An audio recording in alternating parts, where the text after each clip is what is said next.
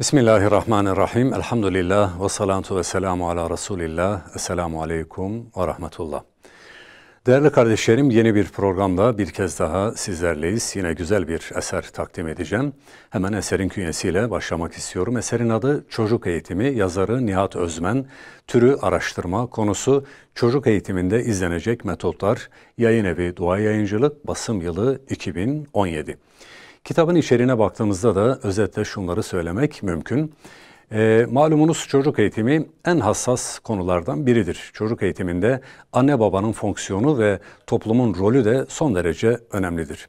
Yazar Nihat Özmen tarafından kaleme alınan Çocuk Eğitimi adlı bu eserde çocuk eğitiminde izlenecek metotlar üzerinde ayrıntılı bir şekilde durulmuştur. Yazar, beşeri eğitim metotlarıyla değil, değer yargılarımız çerçevesinde ayetler ve hadisler eşliğinde yer yer örnekler vererek çocuklarımızı nasıl eğitmemiz gerektiğini açık ve anlaşılır bir üslupla anlatmıştır. 5 bölümden oluşan bu kitabın girişinde İslam'da çocuk eğitiminin önemi, anne babanın çocuklara karşı görevleri ve terbiyecide bulunması gereken vasıflara değinilmiştir.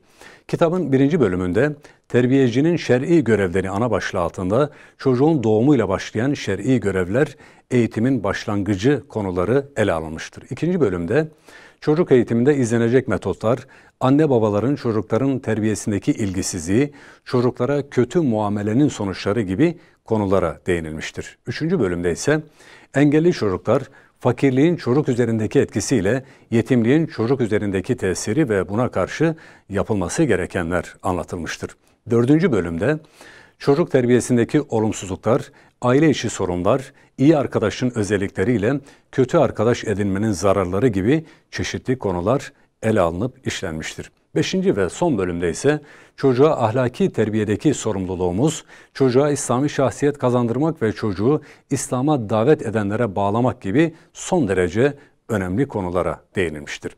Özetle bu şekilde ifade etmek mümkün kitabın içeriğini, mahiyetini. Peki bu kitap neden okunmalı? Bu kitap okunduğunda okuyucuya ne kazandırır? Buna ilişkin de şunları söylemek mümkün. Yüce dinimiz nesillerin iman esaslarına ve manevi değerlere göre yetiştirilmesine kuşkusuz büyük önem vermektedir. Yine İslam çocukların manevi gelişimleri için ailenin İslami esaslara göre kurulmasını emreder ve ebeveynlere de ciddi sorumluluklar yükler. Müminler hem kendilerinden hem de aile fertlerinden sorumludurlar. Müminlerin en temel vazifesi önce kendilerini ıslah etmek, sonra da aile efradını ıslah etmektir. Bu ancak temeli sağlam bir takım eğitim programlarıyla mümkündür. Hiç kuşkusuz eğitim ve terbiye için en uygun zaman çocukluk dönemidir.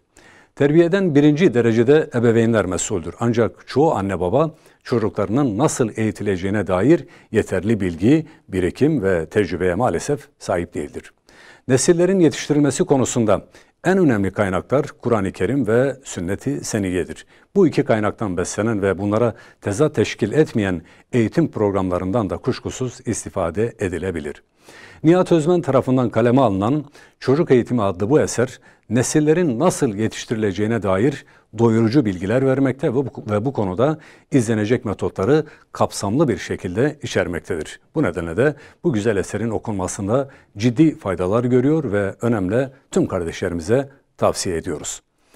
Evet değerli kardeşlerim, takdim ettiğimiz eser Nihat Özmen tarafından kaleme alınan Çocuk Eğitimi isimli çalışmaydı. Böylece sözlerimizi burada noktalıyoruz. Bir başka programda görüşünceye dek hepinize Allah'a emanet ediyorum. Esselamu Aleyküm ve Rahmetullah.